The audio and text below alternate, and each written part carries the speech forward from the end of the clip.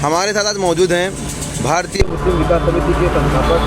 उन्होंने आज विज्ञापन दिया है प्रशासन को।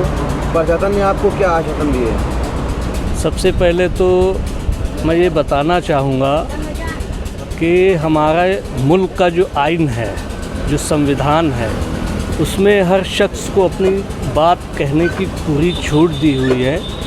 मैं 2 दिनों से प्रशासनिक अधिकारियों के चक्कर काट रहा था, क्योंकि इससे पहले जो प्रोग्राम हुए उसमें हमारे नानपारा के जो नौजवान हैं और नूपुर शर्मा द्वारा की गई अभद्र टिप्पणी को लेके उनके एहसासात मजरूह हुए थे। तो कुछ लोग, मखसूस लोग, उन लोगों ने जाके ज्ञापन दिया और इस वजह से जो हमारे अदर जो है लोग थे, नानपारा आवाम लगभग 50,000 लोग रहते हैं, उनका ये मानना था कि सैयद वली साहब, आपने इससे पहले भी वसीम रिजवी को लेके प्रोग्राम किया, प्रशासनिक अधिकारी खुद ज्ञापन लेने आए थे। ये कैसा जो है आज़ाद मुल्क है जिसमें हमको एहतजाज करने की इजाज़त नहीं दी जा रही है, शांतिपूर्वक एहतजाज करने की इजाज़त नहीं दी जा रही है। मुझ में बड़ा गम और गुस्सा था। हम 2 बार गए एसडीएम साहब से मिलने, लेकिन मुलाकात नहीं हुई।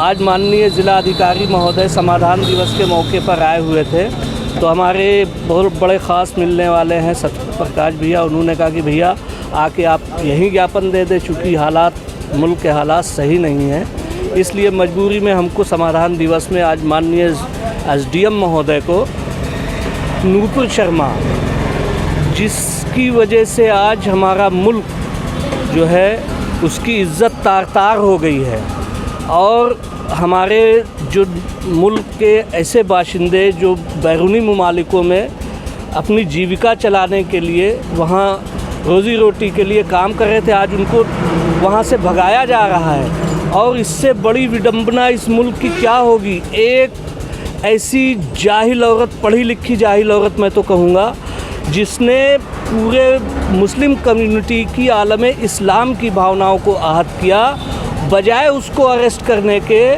यहाँ की सेंट्रल सरकार उसको वायु श्रेणी की सुरक्षा प्रदान की। तो इसका क्या मतलब है? आप खुद अंदाज़ा लगाएं कि वो जानबूझ के उसको अरेस्ट नहीं करना चाहते हैं। और इसको 2024, हमारा अपना मत है ये कि 2024 की उससे तैयारी कर रहे हैं। आज मुल्क के क्या हालात हैं, हर जगह जो है लोगों में गम और गुस्सा इतना बढ़ता जा रहा है, और जितने भी अब तो पॉलिटिकल जो अपोजिशन है उसने जो है अपना पल्ला झाड़ लिया है। कोई एक अदना सा इंसान जिसका नाम ओवैसी है, उसके अलावा किसी भी, चाहे सपा हो, बसपा हो, कांग्रेस हो, नामूसे रिसालत के मसले पे कोई आवाज़ नहीं उठा रहा है। अब जब विपक्ष अपना रोल खो बैठा है तो जनता को सामने आना पड़ रहा है। इससे पहले हमको एक बहुत बड़ा अफसोस है उस बात का कि हमारे संगठन ने माननीय अखिलेश यादव जी को समर्थन दिया था पिछले चुनाव में, और जिन लोगों की, जिस कम्युनिटी से उनको 136 सीटें पाई उन्होंने, आज उनकी आवाज़ बन के उनको खड़ा होना चाहिए था, लेकिन माननीय अखिलेश यादव का कोई बयान नहीं आया। मेरा एक पैगाम है, चूँकि जमीयत उलमाए हिंद एक हिंदुस्तान का एक ऐसा इदारा है जो देश की आज़ादी से पहले आवाम के लिए काम कर रहा है। मेरी असद मदनी साहब से दरख्वास्त है कि इस मसले को लेके आप आगे आए और नूपुर शर्मा के मसले को लेके इस मुल्क की शांति बहाल रखने के लिए माननीय प्रधानमंत्री नरेंद्र मोदी जी को आगे आना होगा, वरना हालात बड़े ख़राब होंगे। हमारे 116 स्वयंसेवी संगठनों का एफिलेशन है। मजबूरी में 15 तारीख तक हम लोग देखेंगे कि सरकार इनके नूपुर शर्मा के ख़िलाफ़ क्या कार्रवाई करती है, और अगर नहीं करती है तो ये 116 संगठन सीधे गवर्नर से मिलके अपनी रूपरेखा तैयार करके पूरे प्रदेश में भूख हड़ताल और अनशन पर बैठने का हम लोगों का प्रोग्राम है। चूँकि हमारे फंडामेंटल राइट्सों का हनन हो रहा है, अब तो हमको ये ऐसा महसूस हो रहा है कि जो लोग कहते थे कि लोकतंत्र खतरे में है, वो बात हकीकत साबित हो रही है। हम आज़ाद किस लिए हैं? या हमको आज़ादी अपनी बात कहने की, सर्वधर्म, जितने सर्व संभाव की बात होती है, हर धर्म को अपनी बात कहने की आज़ादी है।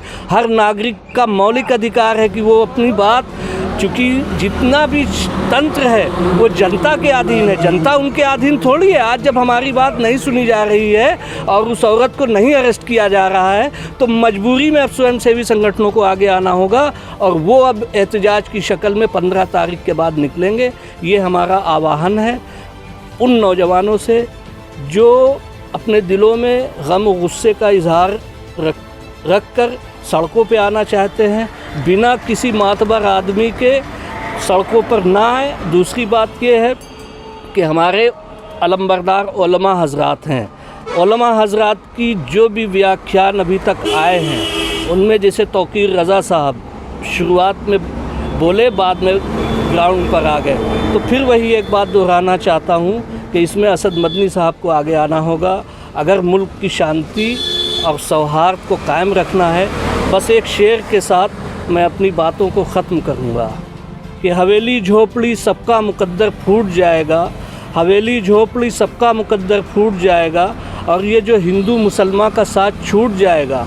दुआ कीजिए कि ये रिश्ते रहें कायम, जो ये रिश्ते टूटे तो भारत टूट जाएगा।